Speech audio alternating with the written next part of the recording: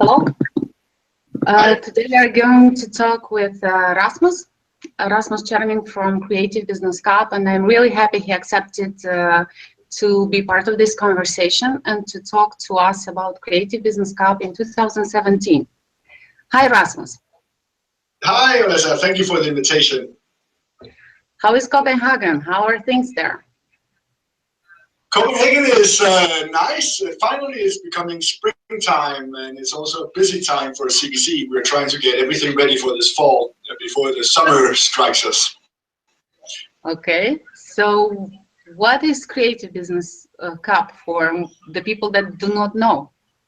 Exactly, yeah. On the surface, and in reality, it's a global competition for startups, for entrepreneurs from the creative industry. What are the creative industries? A very wide concept. I think it's a good to look at who has won CBC in the past. We had in 2013 from Croatia, Teddy the Guardian, textile designers that had invented a teddy bear with medical sensors inside, so it could monitor a child's heart rate and oxygen level, etc. That year we also had some people from Italy that had a product called Orange Fiber that takes orange pulp and makes it into textiles. So CBC is a competition for creative and innovative startups, and it's difficult to define really what kind, but I think both on our website and also we can describe it more clearly. It's not just tech. We're trying to avoid it being another app or another website, but we think tech is an enabler for many things. So it's the creativity, it's the innovative mind coupled with technology and maybe coupled also with arts and culture that can make a difference. So on one hand, we focus on a certain kind of startups that usually have some kind of tactile element, something you can wear or put on a table or is out there in the world, in the nature, just like Uber, it's cars, and Airbnb, it's homes and beds and stuff. So we usually try to see, is there an element of the real world that we live in it? And we also talk to the startups or the competition for startups that are not the usual MBAs or engineers. Not that there's something wrong with being an MBA or an engineer, but it's usually also for teams that are MBAs, engineers, and designers, and maybe even artists that work together and create great products and services for people and for communities. So basically, they need to have a product prototype, and it's not only at the idea level, if we understand correctly, for Creative Business Cup participants. Yeah, they should be a bit wider. They don't necessarily need to have a product as such, but they should be able to describe it. I know with 3D printing, you can do a lot these days. We had in 2015 from Israel, a startup that had made a thing you can put on your helmet when you bike, and when you brake, it will light up so that people behind you can see that you're braking your bicycle. It's very relevant in Copenhagen where there's so many bicycles. And that was a 3D printed product that they could actually show to the ministers and to the investors, but there was only that one product. There were no other in product production. But it could also be pod walks. We had something, a Norwegian company in 2015 also that did a podcast that related to walks. We've had an iPad for blind people. We had from Poland how to teach physics through virtual reality. We had a lot of. China came second last year in 2016 with a guitar called pop guitar, where you can actually learn to play the guitar in 2 hours because it has an LED thing that ties into an app, and then you can start playing both rock and romantic songs. So they've shipped 1,000 guitars already by now. But so yes, preferably something that relates to the world we live in. I don't know how to explain it otherwise. It's a good way to see who has won in the past, and it's always, I put together an interesting jury from around the world with investors and Amy Cosper, the former editor of Entrepreneur Magazine from the USA. There will be a lot of interesting people, and of course I'm not part of the jury, so but the global jury I'm not. But so it's always interesting to see what results. Understandably, the organizers do not want to be part of the jury. But I wanted to ask you about the criteria. Basically, how are the startups or businesses are going to be judged, and what criteria? Because I know every competition has their own aspect. What is Creative Business Cup focused on? Our original idea, and it varies from jury to jury, but of course we have some criteria. But if the criteria were too clear, then I could have some monkeys do the calculations, and I don't. Of course, it come from a creative, a creative original idea, but then there should also be a business potential. There should be potential, but not necessarily scalable. There's always a debate in the jury about is this scalable or not. But some products are actually most valuable if they're not scalable.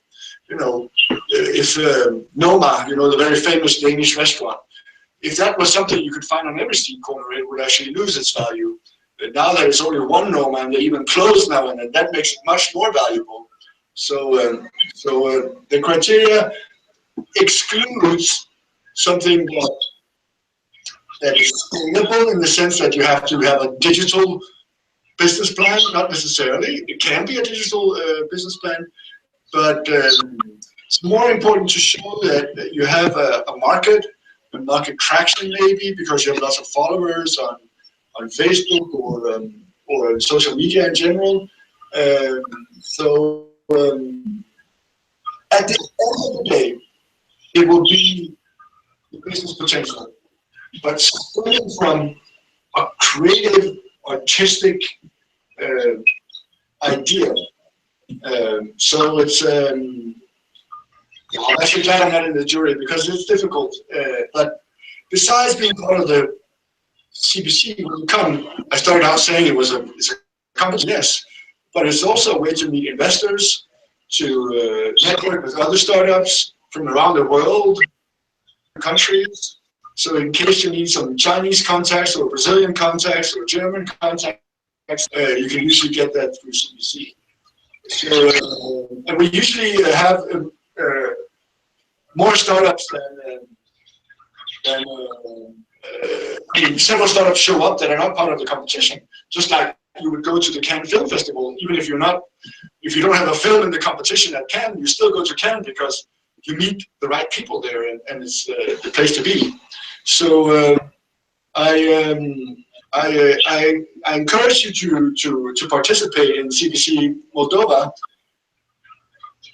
and maybe come anyway to Copenhagen in November. Simply, you should be a good networker. You should be, focused on meeting investors, etc. Russia usually sends 15 teams. So Russia they have one winner, but then they have 14 teams at CBC. So you just started answering the next question that I had, and it was why should the startups participate for them and for themselves, and how this the opportunities that are at Creative Business International are helping them develop their businesses, how the contacts that are there could help them. Because Moldova has sent twice 2 startups per year. It was the national champion and the person that was next, the first runner-up. So I know that they came with a lot of really great feedback about the information, about the trainings that were there, the workshops, and they saw it very valuable, and the discussion on one-to-one sessions with the people that were there. What else is awaiting the potential startup from Moldova or from any other countries that is going to participate, win or not win, but participate at the International Creative Business Cup? Yeah. We did create a business cup originally. We started in 2012 because we did a study in 2011 where we made a comparison between creative and innovative startups, like what we're talking about here, and other kind of startups and SMEs. And we discovered that there are 4 challenges facing that are from the creative field. And one is business development. Maybe it's because they're in a difficult market. If you're in fashion, the market is difficult because you have to predict what people will wear, and also in movies, you know, Steven Spielberg, he doesn't know how his next movie will be. He will have an idea of how it will be, but he doesn't know how Nicole Kidman will play. And so this creative products are often more difficult to predict in many ways. And I would say when it comes to, so business development is one thing. You will find people who can help you develop your business. Access to finance is another thing. And you will find investors that can help you find that money. Internationalization. You're usually more international in the creative field than other startups. In other words, if you're in fashion from Estonia, there's 1.5 million people in Estonia. You better be out there in the whole world. So usually creative products travel the world like Gangnam Style. We all danced the Gangnam Style even though we had no clue what they were singing. So they have this pervasiveness of going all over the world, and that's also, so internationalization, meaning international contacts. And the 4th reason is that we put a lot of action also into IP and IPR and talking about, because essentially what Disney is, it's a creative universe. It's an IP. It's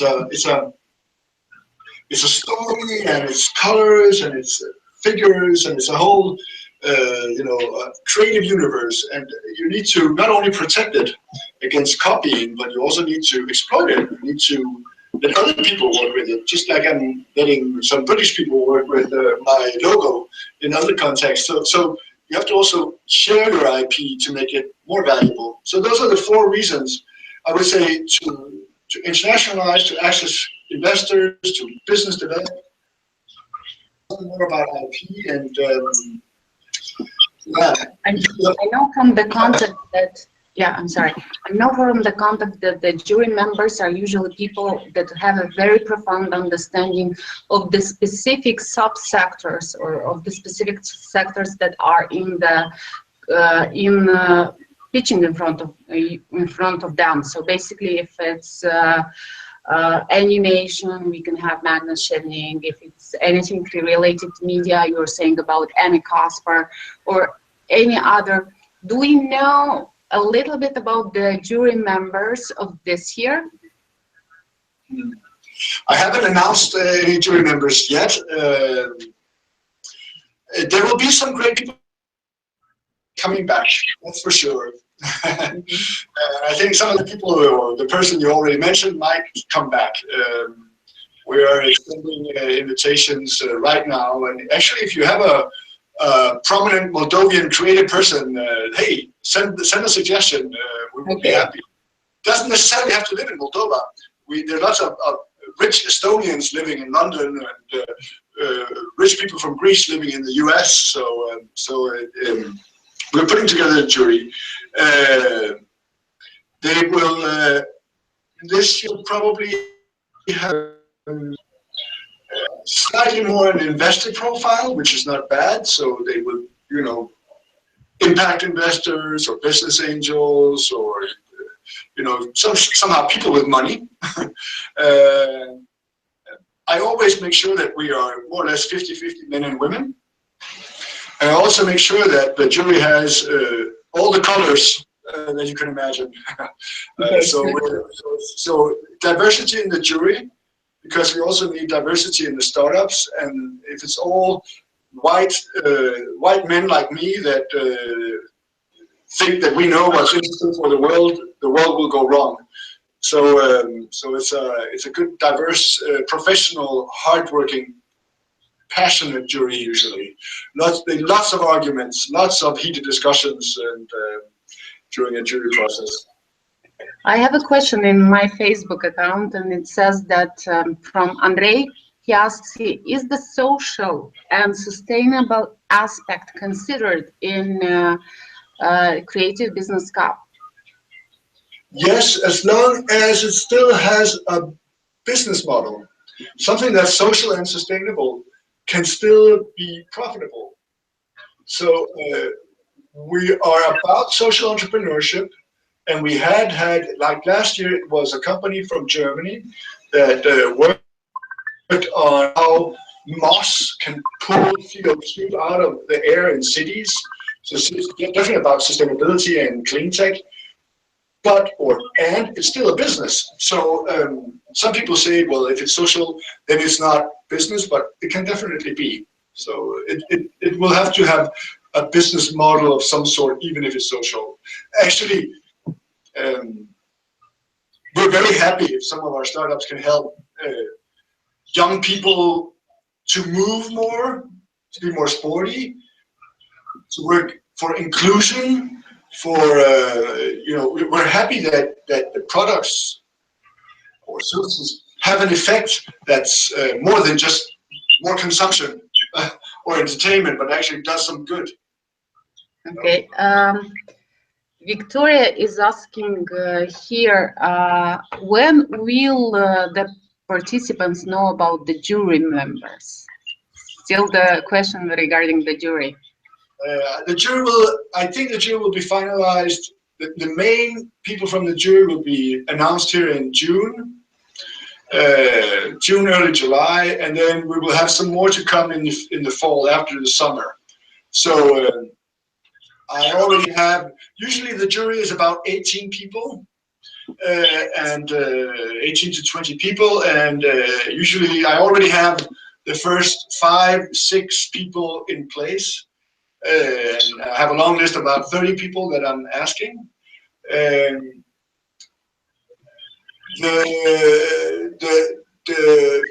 So some of them will, if you look at the jury members from last year, you will see at least 4 or 5 of them for this year.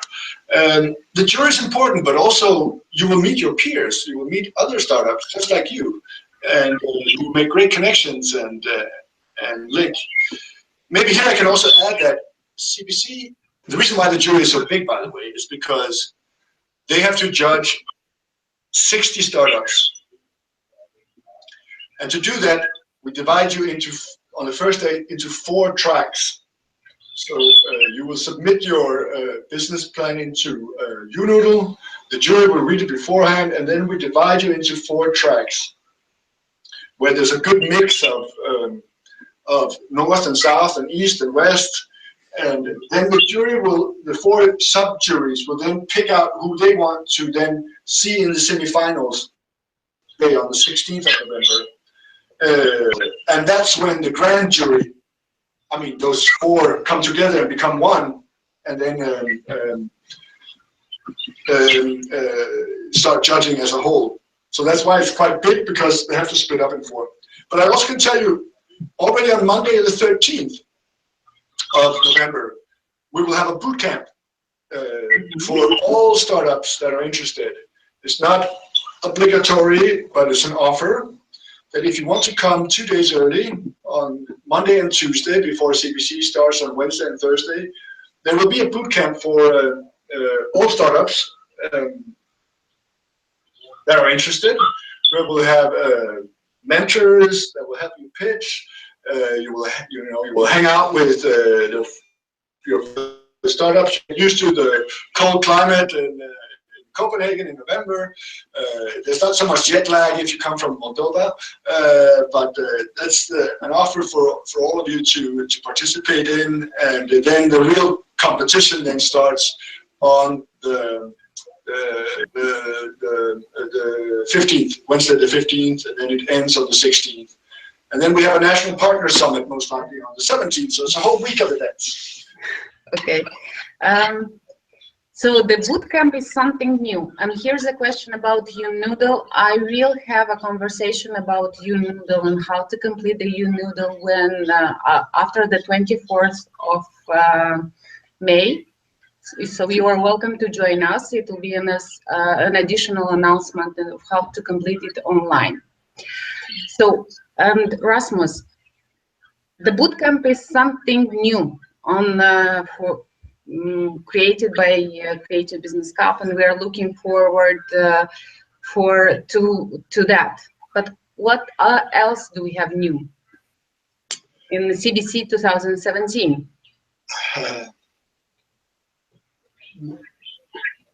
Many new things that I will announce.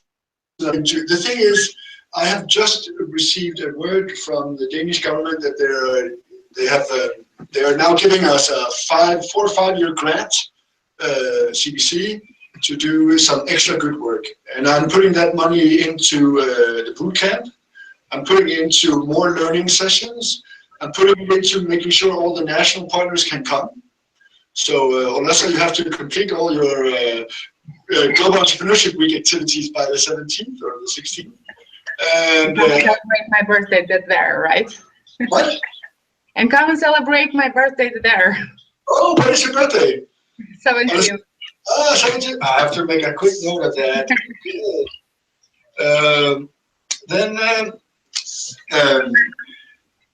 What we're also doing this year is we're doing some sector-specific focus. We also did that in the past, in food and in living, etc. And this year, we're going to do it in some other sectors that are somewhat unusual, some of them. And that's one of my theories, or what I would like to prove to the world, is that you guys, the creatives, can do a lot of good stuff, not only in your own sector, but also in other sectors. There's studies from the UK that show there's lots of designers and creative people who are working in the banking sector. Of course, you know, they need websites and visual identity. And how do you differentiate cheese or milk? You know, you need the stories and the design and the packaging and the communication and the whole, you know, getting under the skin of people, just like Gangnam Style I mentioned before. You need to tap into what's happening in the world right now, and creatives can do that. And so we're also seeing how can creatives contribute to other sectors, and one will be, and that's quite unusual, to e-governance, to electronic services that governments, whether it's local, regional, or national, can extend to their citizens. It could be following legislation. It could be making more people vote. It could be making it possible for people to vote even if you're on vacation in Bermuda or Hawaii. You can still vote for the national elections in Moldova. You don't have to show up. You can do it online or something. So here we're thinking about how can creatives, given their skills, work on improving government services to the citizens. I know, for example, old people, maybe a bad example, we had a startup in the past that for nursing homes that were publicly run, it would emit a smell of food before the food arrived, so that old people in nursing homes were hungry and had an appetite when the food arrived in the room. We also had, you know, this that just you know, for people with dementia or dementia, you know, having a little electronic animal could actually stimulate them and make them happier. So that's one thing, e-governance. Another thing will be in movement, how to move, CBC Move. I'm afraid of saying sports because it's not just about, you know, sports. It's, you know, getting people out of the couch, basically. It could be. Then we're going to have one in learning, in playing and learning, and then we're going to have one in probably I just in esport. Maybe in esport is big. It's huge. Esport. It's bigger than many television stations and channels, and we want to try. And we have a company that we work with that said, "What's electronic sports?" So that's also one. And then food will also be in. Food is always in, and that is our way of saying that creative. Again, Noma. You're hungry. You go to Noma because you want to be entertained and surprised and disgusted, and you want all these things that you do when you go to the theater or to the movies. Yeah. So at the end of the day, I think one of the things hard to automate, one of the few things, it's creativity and design. So that creates also a competitive edge to different sectors. So why not see them? Why not learn from different people that do different things in different industries? So eventually, maybe you will come up with an idea, with a new idea to how to develop your own business. Rasmus, thank you very much. It can be so many. I was just thinking of an example that you said there. We had at the central station in Copenhagen for a while. We had too many. There were some drug addicts that were hanging out in a little part of the central station. What can you do? We started playing classical music in that area, and they disappeared. So we also use creative elements to scare people away. We also used music when we were building the metro. There were certain places where it was very narrow and people had to walk fast or not block. So they played marching music, so people would march. So there's so many things around behavior and creativity and people that we would like to see at the CBC here in 17. And I want to see someone from Moldova up in the top 5 at least, or top 10 at least. So the competition is tough, but it's not just about, well, it's a cliche, it's not just about winning, it's also about the good connections that you can make. Thank you, Rasmus. And I think it was a really interesting discussion, and I think people can follow on that. And if they have more questions, we will try to answer first. And if we don't know the answers, we will send them to you. Hopefully, we can find somebody to answer those questions in more detail. Excellent. Thank you. Yeah. Thank you, Rasmus. Thank you, everyone. Thank you.